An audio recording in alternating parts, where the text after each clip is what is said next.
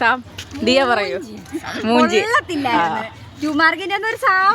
നമ്മുടെ BSc nursing final എക്സാമിൻ്റെ final ഇയറിലെ റിയാക്ഷനാണ് കേട്ടത്. അപ്പോൾ ഇന്നൊരു എക്സാം വ്ലോഗാണ്. അപ്പോൾ നമ്മൾ പതിവ് പോലെ ഹോസ്റ്റലിൽ നിന്ന് ഇറങ്ങി ഒരു ഓട്ടോ പിടിച്ച് വേഗം നമ്മുടെ എക്സാം സെൻറ്ററിലോട്ട് വിട്ട് നമ്മുടെ എക്സാം സെൻറ്ററിൻ്റെ അവിടെ എത്തിയ ശേഷം നമ്മൾ ഇവളുമാരെ എപ്പോഴും നമ്മളെ കണ്ടു കഴിഞ്ഞാൽ ഒരുമാതിരി ചിരിയാണ്. വേറെ കോളേജിലെ പിള്ളേരാണ്. നമ്മുടെ ഫാബുലസ് ആയിട്ടുള്ള യൂണിഫോം കണ്ടിട്ടാണെന്ന് അറിയില്ല, ഇവളുമാർ എപ്പോഴും ഒരു പ്രത്യേകതരം ചിരിയാണ് നമ്മളെ കാണുമ്പോൾ.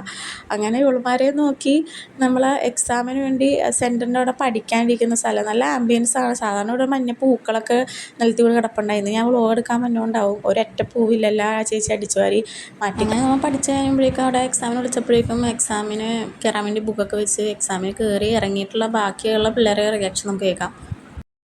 എവിടെ പഠിക്കാത്തത് കൊണ്ട് എനിക്ക് ഇഷ്ടപ്പെട്ടു.